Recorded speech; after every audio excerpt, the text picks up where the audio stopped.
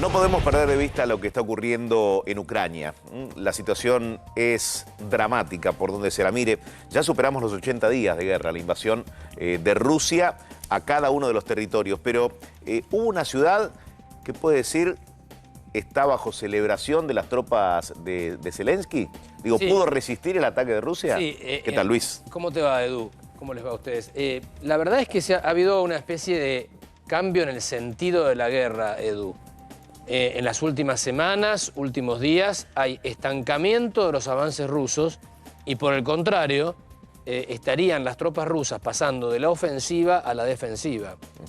Algo similar a lo que sucediera en los alrededores de Kiev, de la capital. Ya se habla de la derrota rusa en la batalla de Kiev. Eso ya lo dan por perdido. Viste que la vida empezó a normalizarse en la capital ucraniana. No pudieron con la capital. No pudieron con la capital. Pero ahora la que está celebrando, decías vos, es esa ciudad que vemos en el mapa allí, que es Kharkov, la segunda ciudad de Ucrania. Muy importante también, 2 millones de habitantes casi. Muy asediada y atacada, a punto de caer en manos de los rusos, y ahora las fuerzas rusas tuvieron que replegarse casi hasta la frontera. Es decir, fue un retroceso importante. Es cierto que Kharkov queda cerca de la frontera con Rusia. Lo que va demostrando que los rusos se van a tener que concentrar, y eso es lo que están haciendo, en las regiones separatistas del este, las dos provincias donde se originó todo el conflicto en 2014, y allí tratar de conquistar todo ese territorio, pero tampoco allí los avances son muy importantes. Es decir, esta victoria, entre comillas, del ejército de Ucrania en Kharkov, ¿puede cambiar el curso de la guerra? Puede cambiar en cuanto a que se va a parecer mucho a la guerra que ya estaba, digamos, desarrollándose desde el año 2014 por esas dos regiones separatistas y en la península de Crimea, con el agregado que ha ocupado Putin un puente de territorio entre las dos regiones y la península de Crimea. En ese puente quedó una ciudad, Mariupol, que fue desintegrada de la faz de la tierra, 500.000 habitantes, una especie de, no sé, Mar del Plata. Desapareció. Hay 1.000 soldados ucranianos resistiendo en los sótanos de una acería, viste, Qué duro. muy tradicional, muy antigua, construida en la época soviética, llena de pasadizos, y ahí están los 1.000 ucranianos resistiendo. Pero lo que uno puede decir a esta altura nunca se puede decir en forma definitiva, sobre todo con Putin del otro lado, que ha cambiado el viento de la guerra en los últimos días. Ya no son los rusos los que están a la ofensiva, son los ucranianos.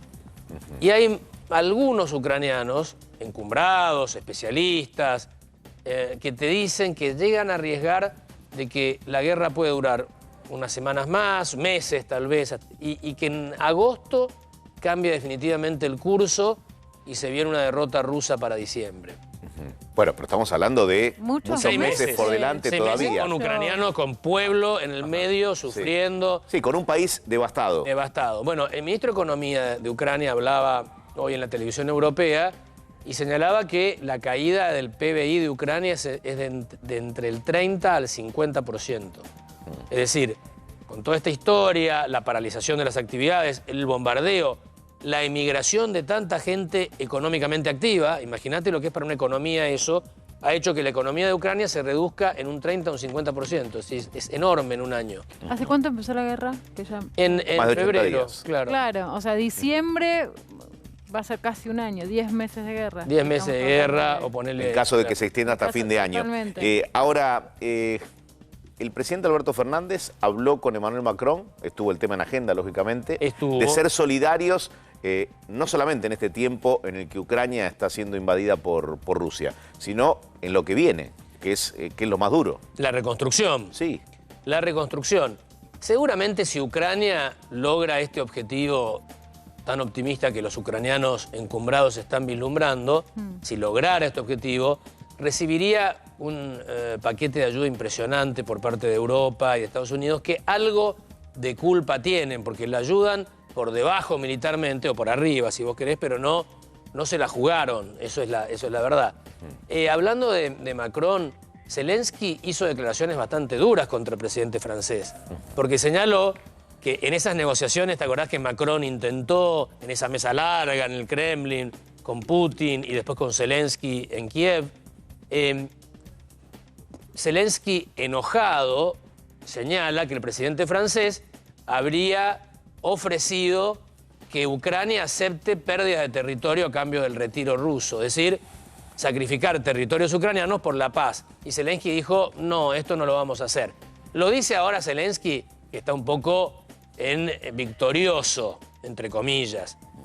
Esto de la guerra son capítulos, son batallas. Y con los rusos nunca se sabe, es decir, tienen espalda. Más allá del agotamiento que dicen están demostrando ya las tropas del Kremlin, ¿no? Hay dos cosas, mira, rápido, ¿no? Por un lado, no era tanto como parecía.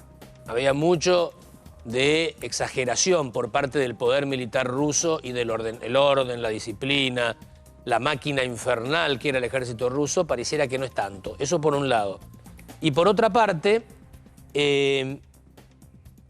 a ver, dicen ya los que entienden de ejércitos y esto que se le ha agotado casi entre el 15 al 20% de la fuerza militar a Rusia en este esfuerzo. Total. Y Rusia tiene que atender infinidad de frentes. El país más grande de la Tierra tiene frontera con China, con Japón en el otro extremo, problemas con Japón, tiene problemas con Finlandia arriba, el mar Báltico, tiene tropas en Siria. Es decir, es complejo las necesidades militares de la enorme Rusia. Bueno, haber perdido entre el 15 al 20% de su poder militar en esta, entre comillas, aventura ucraniana, es todo un dato, ¿no? Un tema. Bien, o sea, para seguir muy de cerca lo que ocurra en los próximos días, pero vos hablás de un escenario en el que la guerra puede durar varios meses más. Bueno, es lo que señalan, coinciden tanto de un lado como del otro. Así que en eso hay coincidencia, lamentablemente, porque las víctimas de la guerra es la gente común, sin duda, son los ucranianos comunes y corrientes. Son los civiles que lamentablemente se cuentan de a miles ya. De a miles ya, sí, así es. Gracias, Luis. Al contrario, Edu, muchas gracias.